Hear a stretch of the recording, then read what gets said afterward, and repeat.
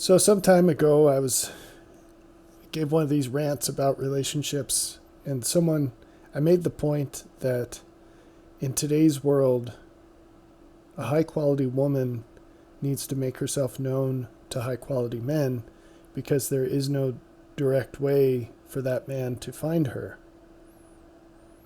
And this is different than historic times for various reasons. And so someone replied to that saying, yeah, but couldn't a high quality woman make herself known to the public, in a YouTube video or something?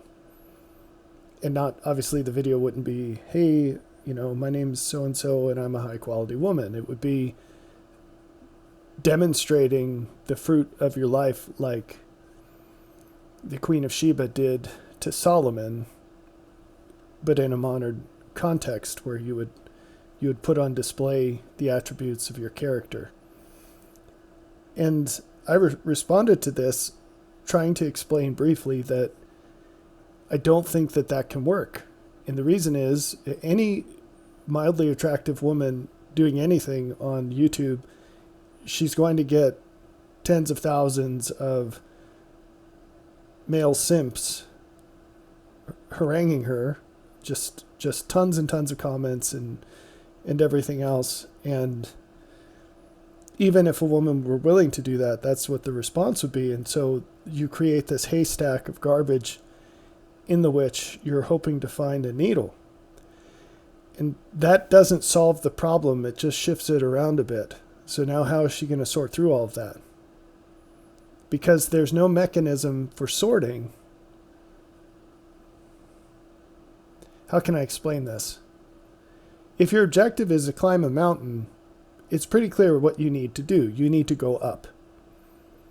And so whatever way in which you do this, it's clear what your overall strategy is. You might have to take some switchbacks. You might say, well, there's a boulder here, I need to go around it, whatever.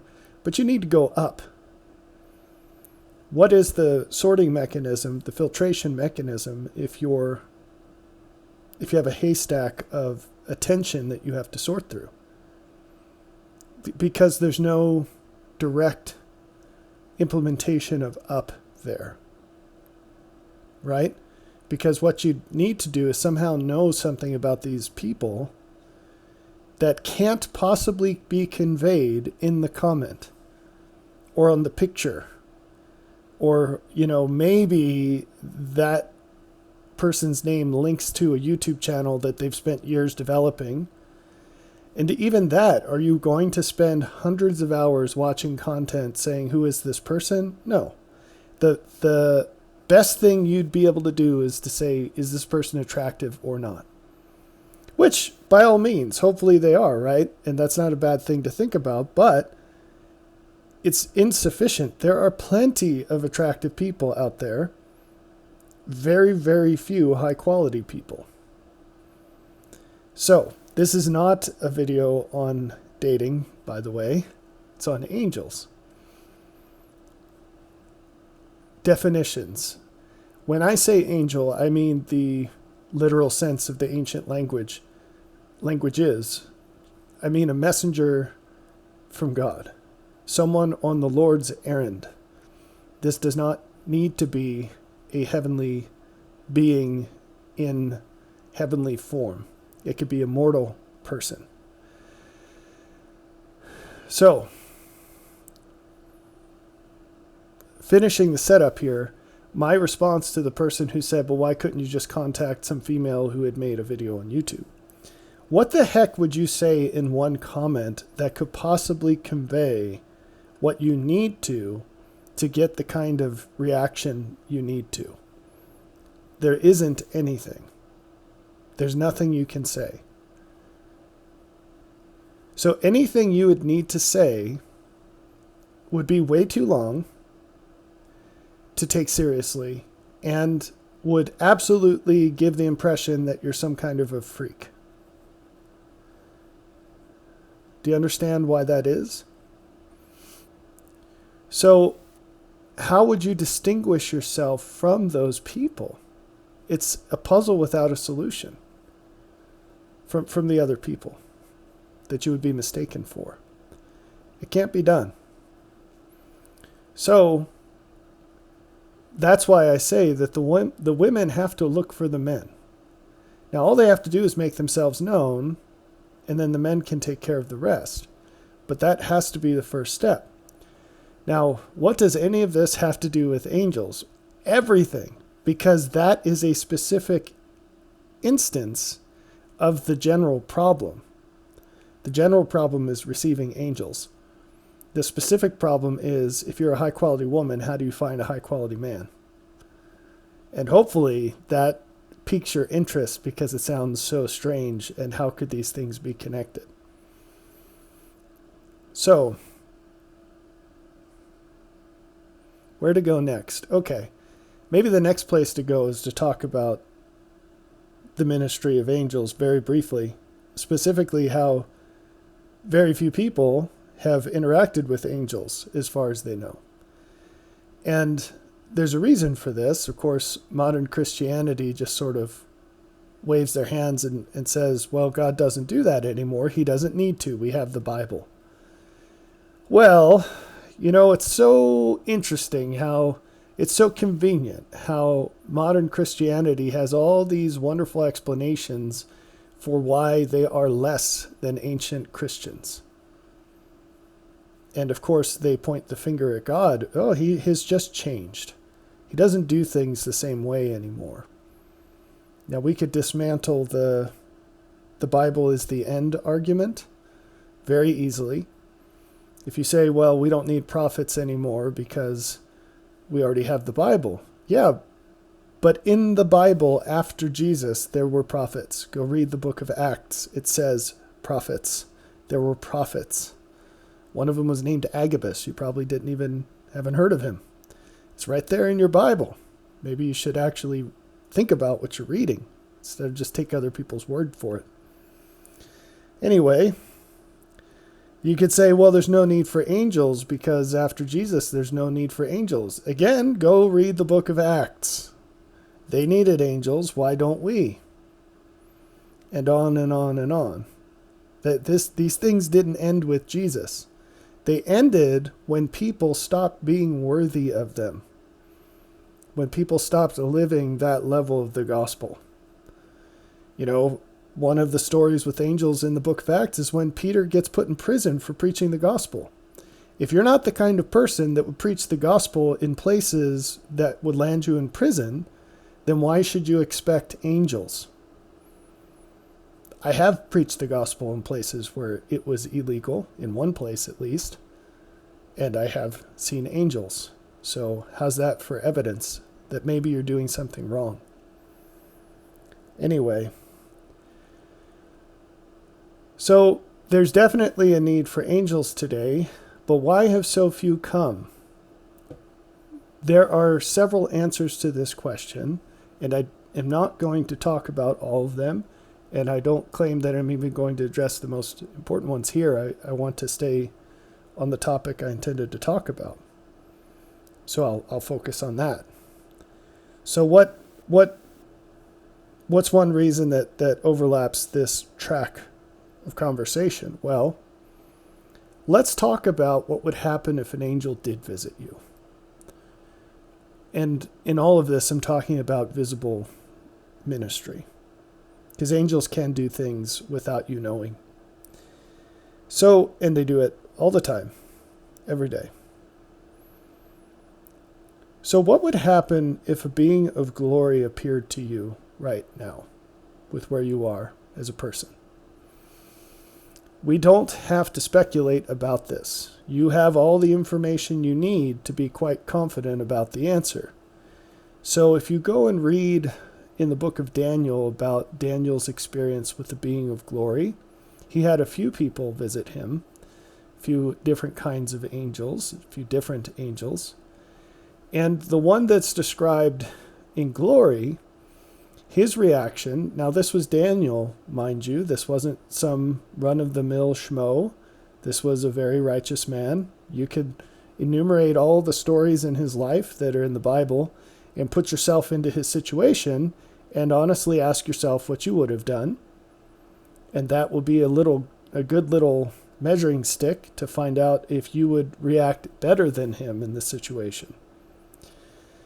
But his reaction to this being of glory appearing was basically that he collapsed. It seems from the text that he probably died. He may have died, but he was in big trouble no matter what. He was physically in shock.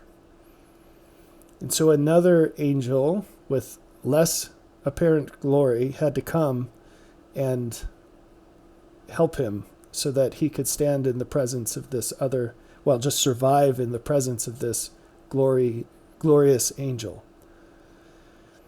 So this just flies in the face of what most Christians believe about most things. They think that, you can say the sinner's prayer and all of a sudden stand in the presence of God. And that's just not how it works. Among many other problems here, right? So if Daniel struggled with this, and we could go through this in more examples, we could talk about Isaiah, we could talk about other people. But if Daniel struggled with this, how do you think you would react? Poorly. In a word, poorly. So is God going to send you a glorious angel if doing so would kill you? Now you might say, well, Daniel made it out okay. God works through faith. If you think you have the faith of Daniel, then it's fair for you to think that you could be spared as Daniel was miraculously in this experience. But if you don't, then you shouldn't. You don't have a reason to believe that, except wishful thinking, and that won't get you very far. Okay, so if glorious angels are out, what other options does God have? And this is another thing that people don't think about that they should. What kind of a window are you giving to God through which he can give you the things that you say you want? And I don't mean like an Xbox, although, hey, if you really want that, he says pray for what you want, right? But I'm talking about big, important things, like your eternal state or major aspects of your life. Whatever you need, whatever you really want and really need. What kind of a window are you giving him? In Malachi, we read about the windows of heaven. And the Lord says that the people have robbed him. And they say, well, how have we robbed you? And he says, in your tithes and offerings. And so most people think that this is about cutting a check to their pastor. It's so much bigger than that. He says, basically, give to God what is God's so that there could be meat in my house. What the heck does that mean? If you want the windows of heaven to be open to you, the way you get them open is by opening them on your side. It's a two-way connection. So many people think that all they have to do is sort of lob this request up to heaven, and God will find a way to get it back down to them. It turns out that we put all kinds of constraints on God in terms of what we're willing to receive from him. It's not that he can't get it to us. It's that we've jacked it up so much that any option he has open to him would cause us more harm than good. And he's not in the business of harming us. Everything he does is for the greatest benefit. And so in asking him for certain things, while having a posture that prevents him from doing that in a way that wouldn't harm us, we're asking him to go against his character in fulfilling our requests. And that is not something he's going to do. He is who he is, and he has to be that way. And so we have to align with that rather than expecting him to align with us. It doesn't work that way. And so it's a two-way connection. It's a two-way connection, and we have to open our side of that portal if we want him to send what we're asking for from his side. What does this have to do with angels? Everything. Everything. God, so many Christians think of God as if he's all that there is. He is the apogee of all that there is. He is the beginning and the end. He is in all things, through all things, round about all things. He's the what and the why and the how.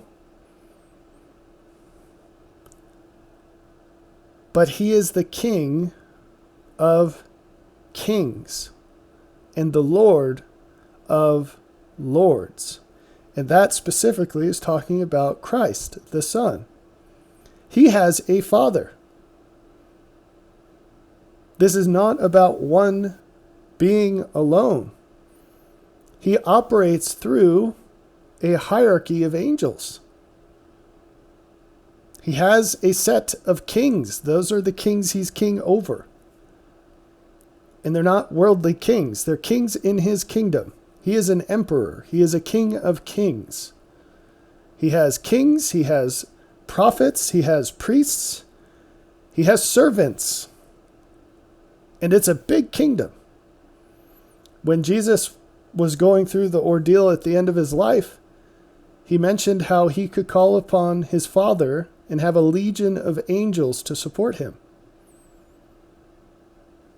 Some of those angels came to him. We read specifically on 2 occasions off the top of my head. One, when he ended his fasting in the wilderness at the beginning of his ministry, it says that angels came and ministered to him.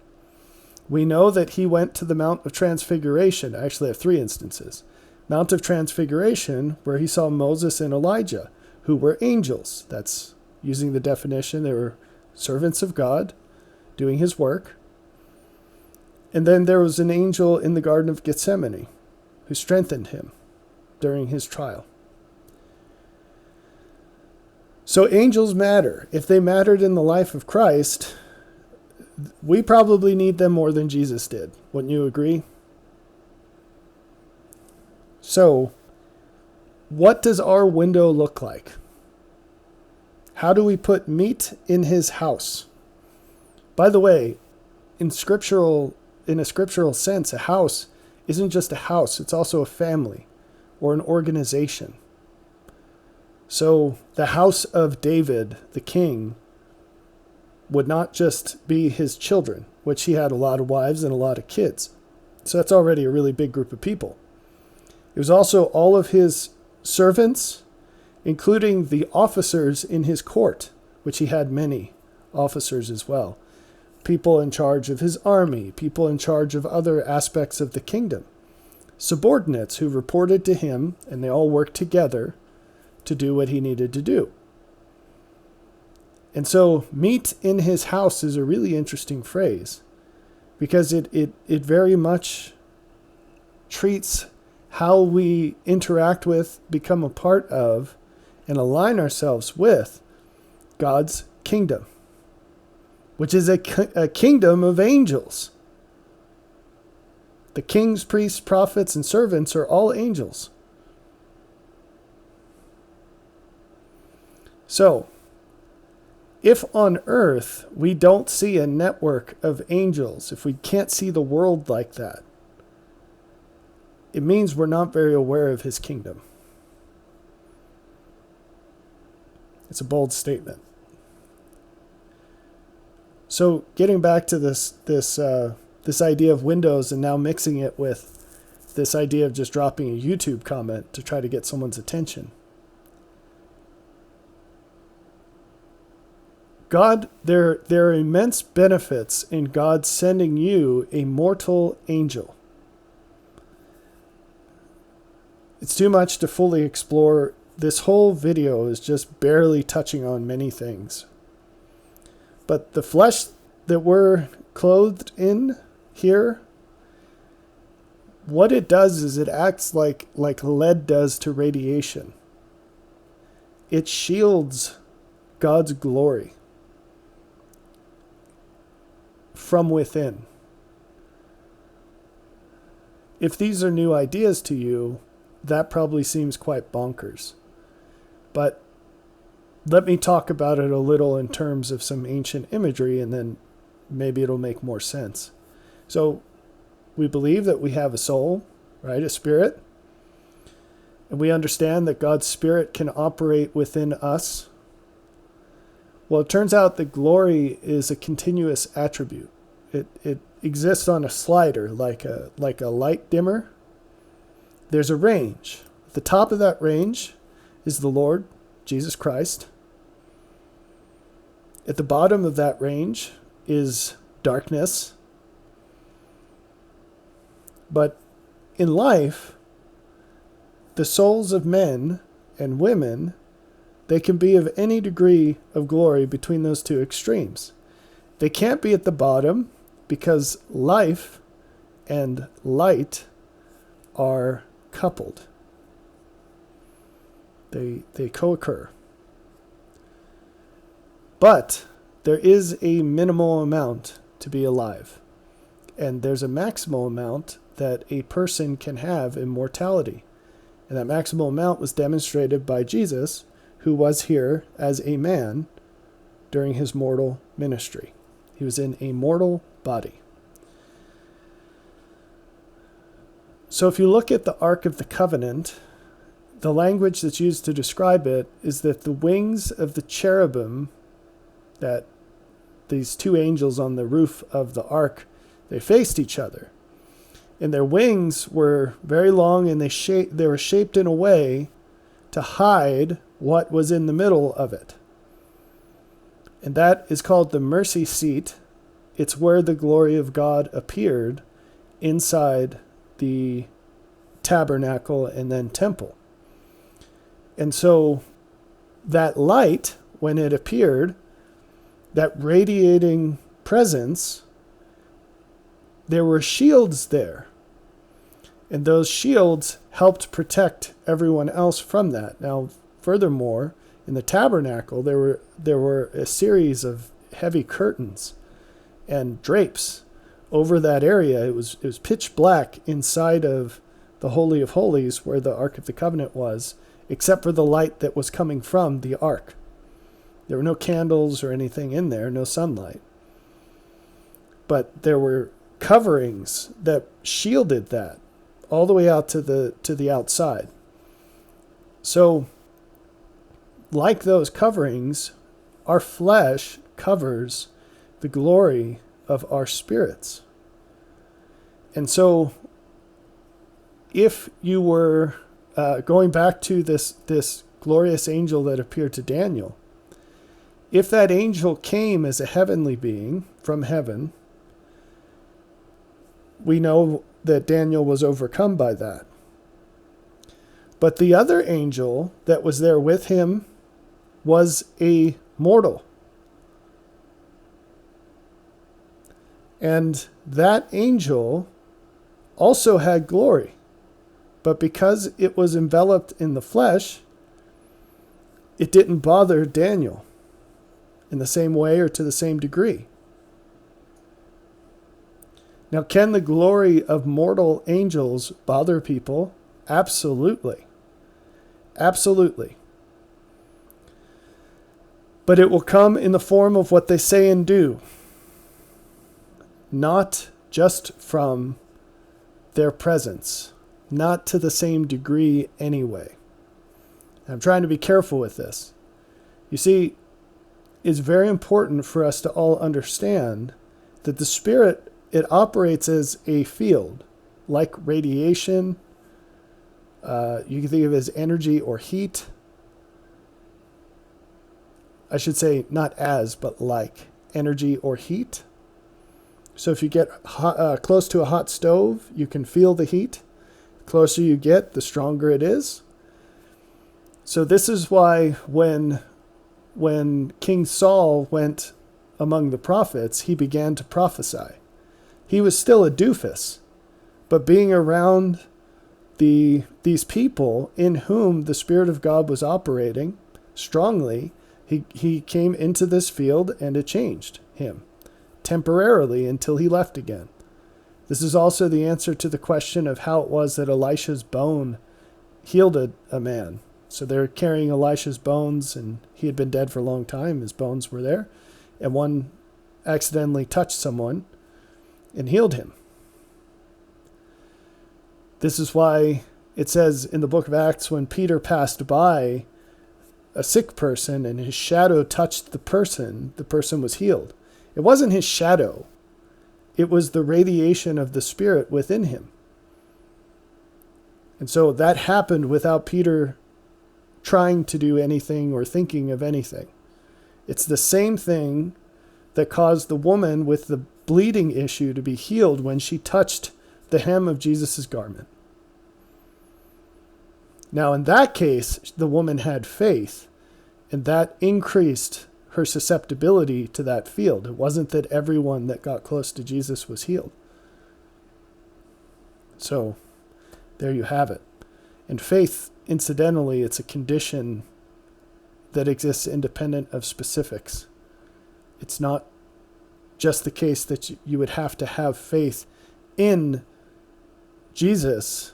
That's not the only way to have faith.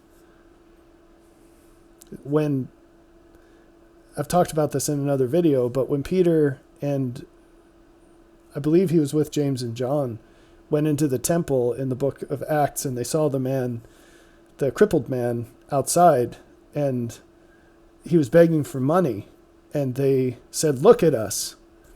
And Peter said, Peter said, "Look at us." And he said, "Silver and gold have I none, but what I have I give to you."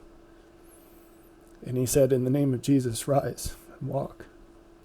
And it worked. It doesn't mean that that man believed anything about Jesus or even knew who he was, although he probably did know who he was. He wasn't looking at Peter because Peter was a disciple of Christ. He was looking at Peter because he wanted some money. But faith is not just specifically something that has to do with God. It's a general principle. If you don't understand that, you can read a book I wrote called Through Faith.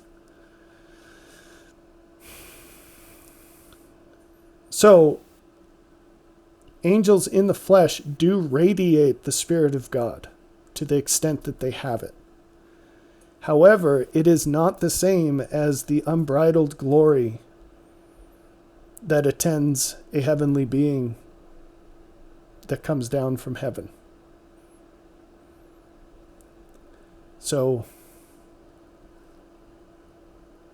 it's very, very, very rare for a person to be so overcome by mortally veiled glory that they die. However, it is almost always the case that mortals in the presence of heavenly beings are overcome to the point of death. That's why they don't come to more people, because it would kill them. You have to have faith to withstand that. You have to host a certain measure of the Spirit of God, because it protects you from that experience to the degree that you have it. Anyway, so this is the importance of mortal angels. There's so many things. Mortal angels, they're not the Walmart version of angels. They're not like when I was a kid, we were poor and I'd ask for for like Nikes or something. I don't know that I ever did this, but brand name clothing or shoes, and I'd get the version that had like the reversed icon or the goofy knockoff name. That's not what mortal angels are. They are the real thing, and more often than not, they're better than what people think of as the real thing, because there's so much more that they can do that heavenly beings cannot do. Now, they are heavenly beings. It's just they didn't come to earth the way those we think of as angels do. They come to earth through being born as babies, the way that Jesus was, for instance, the way that Noah was, the way that Moses was.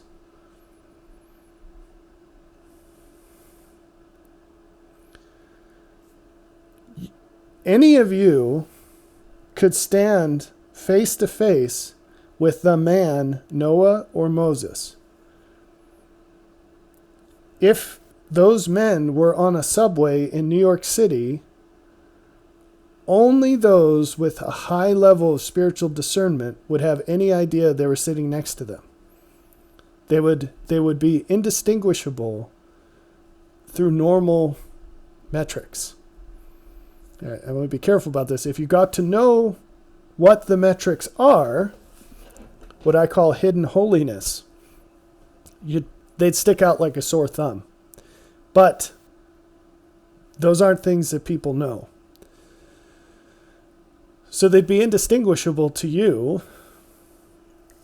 And the blessing is that you could rub shoulders with these people and learn from them anything that can be conveyed in the interactions you have with them, because none of those things could happen if they were to come to you as glorified beings, because you're not ready for that. You can't handle it yet. So some people can. Who? Well, you read all about it in the scriptures. Go read Moroni 7. So some people, or Alma 13, some people are more prepared for this because they've lived their lives in a way that they have more light. They have more glory. These are windows of glory. And you can only withstand or perceive what is just beyond where you are and how you are. But you can perceive everything below you. That's the way it works. All right, so if you can't perceive what lies very much beyond you, how are you supposed to notice these angels? Well, we're told in the scriptures, but like many verses, it's so mangled in the English version that I have never seen anyone explain this or catch this lesson that I'm about to share with you. So in Hebrews 13:2, we read, "Be not forgetful to entertain strangers, for thereby some have entertained angels unawares." This is an often spoken about verse, and yet I tried, but I have not found anything that anyone has ever said about this that's worth reading. That's a strong statement. Now, why is that? I would say that right now, as far as I know, the best key to understanding what this verse is really about and what Paul would explain to you if he were sitting with you, hopefully not as a glorified angel, because that would be bad for you, but it's the idea that Jesus shared in John 13:35. He said, "By this shall all men know that ye are my disciples, if ye have love one to another." Now, that's not the full solution to the puzzle, because the world does not understand what love is. So the definition that I've given for love is your willingness to suffer for the benefit of another person. That's your love for them. Using that definition, you'll know the disciples of Christ because they will suffer for you the way that the Lord would if he were here. And so you need to know something about Jesus, but as you develop that picture, you superimpose it onto life. And you think, what would this look like? More important than that, you open your eyes to recognize the situations when that overlap is happening in people who are interacting with you.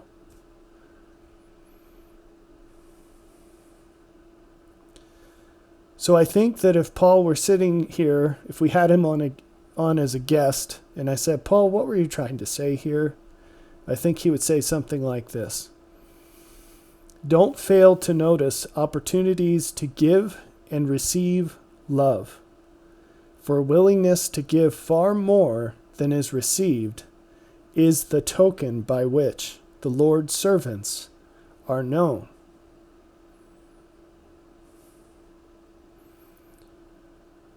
Let's pull this apart a little bit. First off, this is bi-directional. If an angel is a servant of God, then all of us are called to be angels. One way of thinking about this is that all angels are humans, and all humans are meant to be angels, but very few act that way. If you profess to be a Christian,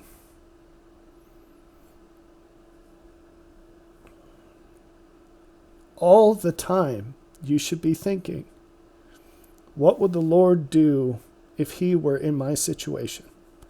If I were some kind of a drone and he had remote control and he took control right now, what would he do? And that's what you should do. And in every case, you're going to find that what he directs you to do is what is for the greatest benefit of the world.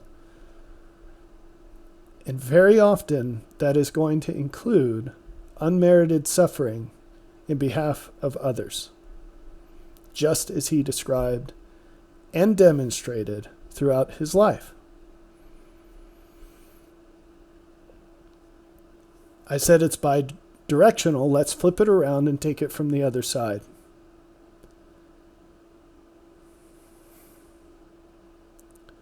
How can you detect a mortal angel who's interacting with you?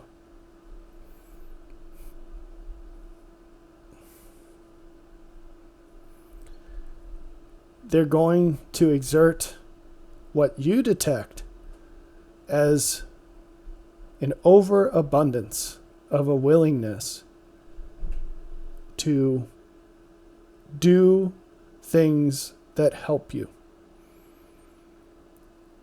But we can clean that up and make it even clearer. You see, what the help that comes from God is very rarely recognized as helpful. When Jesus was hanging from a cross, it was visible. He was lifted up. What percent of people do you think recognized that as any kind of service to them at all? And in reality, it was the greatest thing that anyone could do for them, or for us, ever in this world. So God's help is not always obvious. And this is where the suffering is the key. We are really bad at judging good from evil. One of the chief reasons we're here is to get better at that. But one thing we're really good at is recognizing suffering. And it's not too hard to recognize suffering that's done for us. Even if the helpfulness is an open question and not something that's totally obvious to us. Do you think it's obvious when you meet someone who's willing to die for you? How would you know that? It's a weird thing.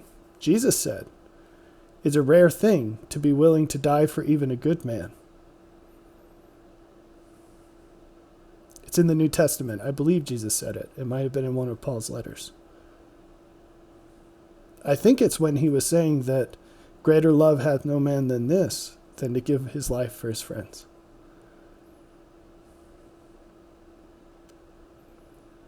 So, how would you be able to tell if someone were willing to suffer for you much more than you were willing to suffer for them? Remember, to give far more than is received is the token by which the Lord's servants are known. There'd be an outsized effort.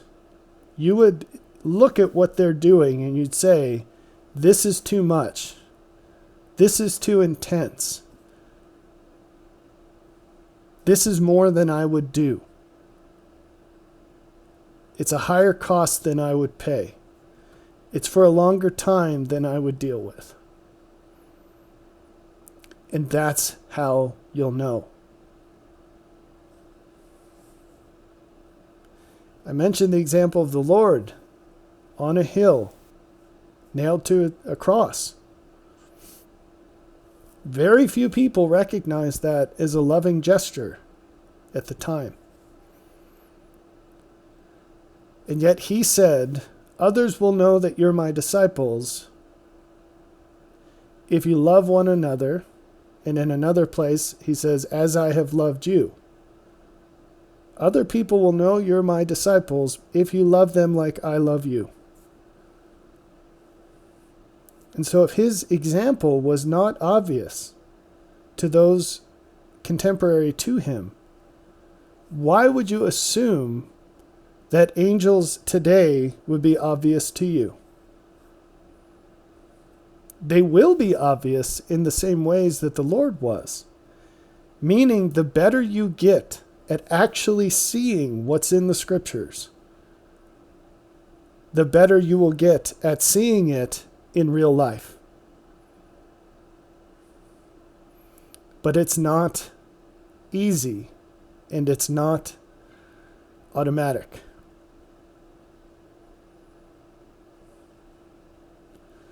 So, I invite you to open your eyes to these things. And the reason is because that is required for you to open. It's what it means to open the windows of heaven from your side. And as you do, you will find you give the Lord many more opportunities to send much more of what he would like to into your life, and to more fully give what you're asking him for.